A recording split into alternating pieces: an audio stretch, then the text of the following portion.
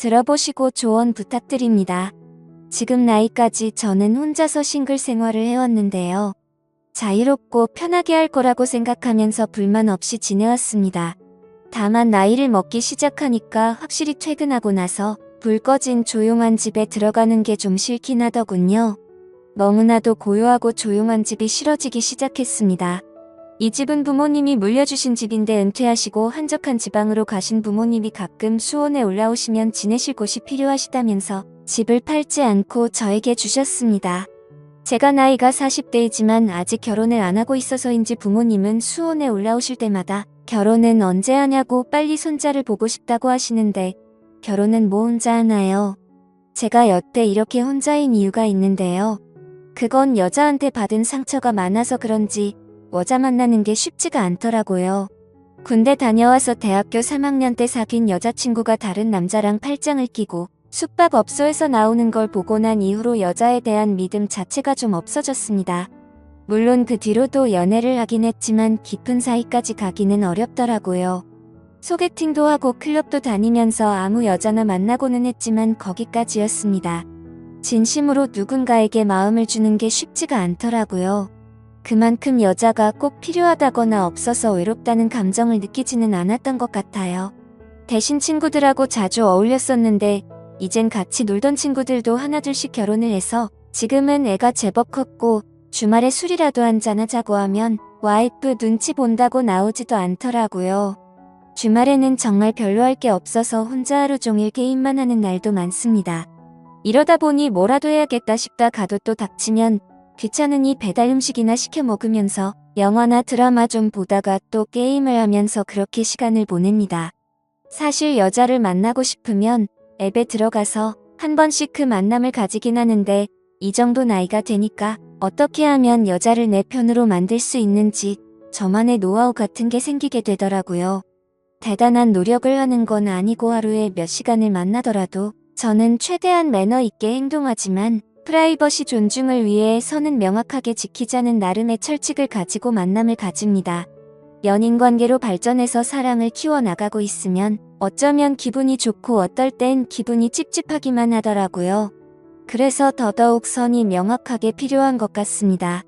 안 그런 여자분들도 분명히 있겠지만 대부분 성격이 좋으신 것 같고 그 만남이라는 특성상 술 마시고 같이 놀다가도 꼭 끝은 사랑의 종착지까지 가더라고요.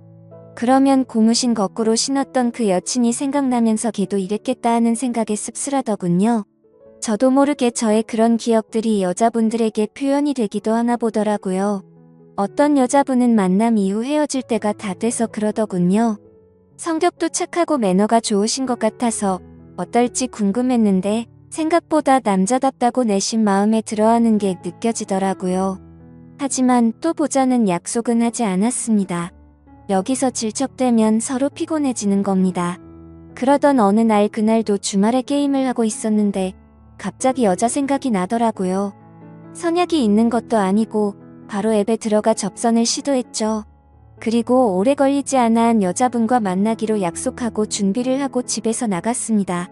보통 저녁 시간대쯤 만나서 밥 먹으면서 한잔하고 자연스럽게 다음 장소로 향하는 루틴인데 이 여자분은 호텔 커피숍에서 만나자고 하더군요. 평소와 다른 약속 장소라서 그런지 신박하다는 생각을 하면서 커피숍으로 향했습니다. 미리 주고받은 사진이 있어서 그녀의 얼굴을 찾기 시작했는데 보이지 않길래 남는 자리에 앉아서 기다렸습니다. 근데 약속 시간 15분이 지나도 나오지 않더군요. 보통 이런 경우는 잘 없긴 하지만 마음이 바뀌었을 수도 있고 사정이 있을 수도 있으니 저는 오늘은 날이 아닌가 보다 생각하고 자리를 떠려고 했습니다. 하필 그때 그 여자가 헐레벌떡 도착해가지고 저에게 인사를 건넸고 실제로 보니 사진보다 더 예뻐서 다시 자리에 앉았습니다. 대학생 때 저를 배신했던 그 여자친구와 비슷한 외모를 가졌길래 호기심도 생기더라고요. 어릴 때 만났던 여자친구보다 조금 더 육덕진 스타일이었습니다. 자리에 앉아 눈을 내리깔고 있는 그 여자분을 보다가 무슨 말을 해야 할까 싶어 커피라도 마셔야 되는 거 아니냐고 물어보니까 자기는 커피를 마시면 밤에 잠을 못 잔다고 하더라고요. 그럴 거면 왜 호텔 커피숍에서 보자고 했는지 이해가 안 됐지만 그녀는 정말 얌전한 고양이 같은 사람이었습니다. 커피 다 마셨으면 바로 올라가자는 그녀의 말에 호텔 커피숍에서 만나자는 것도 어쩌면 다 계산된 것이었을 거란 생각이 순간적으로 들더라고요. 쓸데없는 시간 낭비하지 않고 너나 나나 같은 마음이면 굳이 이런 거 필요 없다는 시기였던 것 같습니다. 15분의 시간도 어쩌면 일부러 늦었을 거란 생각이 들더군요. 하지만 어떤 남자건 그녀를 보면 거절하지 않았을 거예요. 긴 웨이브 머리에 매끈한 다리와 여성스러운 행동들까지 모든 게 매력적이었으니까요. 아무튼 우리는 그 길로 같은 건물 위층으로 올라갔습니다. 올라가는 엘리베이터에서 그녀를 힐끗힐끗 보는데 평소와 달리 떨리더군요. 보통은 술이라도 한잔하는데 아마 이렇게 낯선 상태로 같이 엘리베이터를 타서 그랬던 것 같았습니다. 그에 반해 그녀는 이미 이런 경험이 많은지 엄청 침착해 보였습니다. 그런 모습이 괜히 괘씸해지더군요. 제게 트라우마처럼 남은 전 여친이 떠오르면서 오늘 처음 만났지만 괜히 미워지는 기분이라고 할까요? 제가 먼저 앞장서서 문을 열고 그녀를 먼저 들여보냈습니다.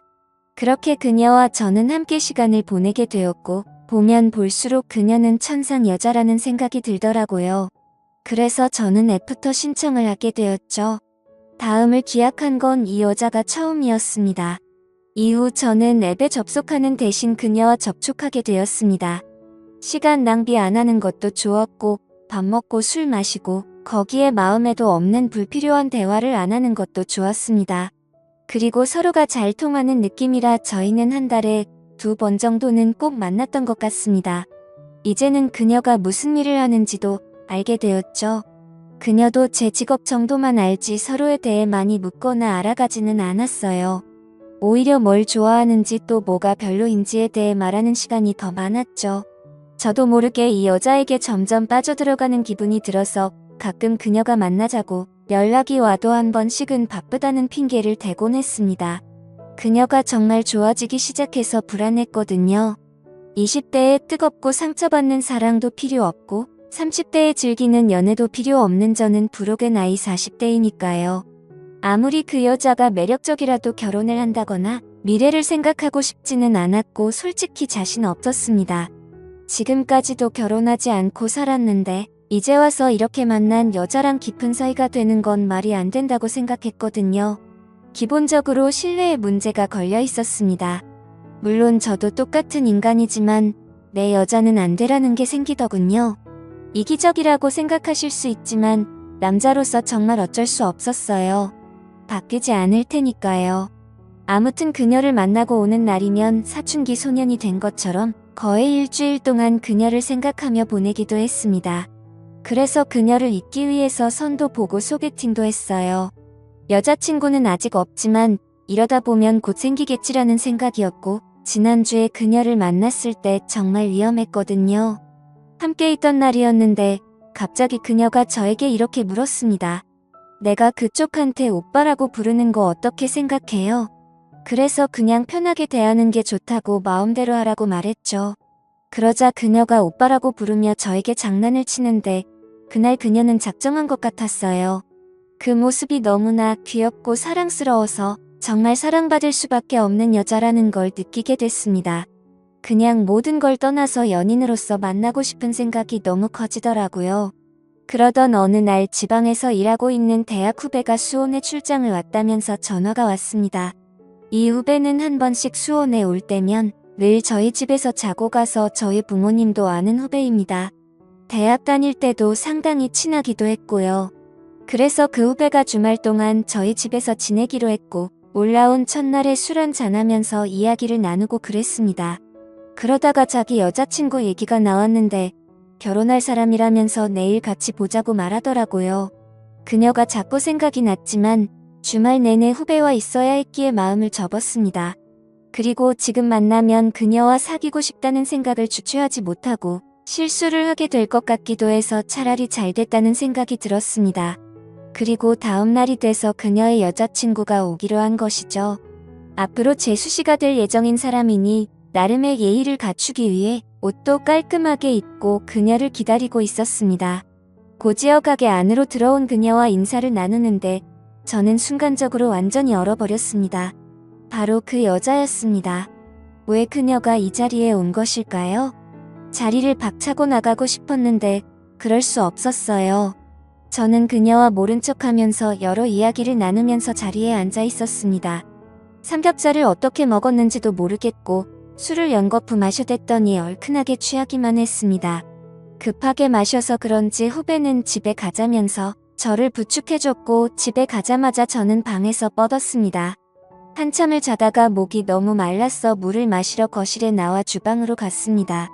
그런데 갑자기 누군가 뒤에서 저를 부르길래 깜짝 놀라서 돌아보니 그녀였습니다. 소리도 못 내고 당황한 저를 보면서 조용히 하라는 신호를 하더니 제 손을 잡고 방으로 들어갔습니다.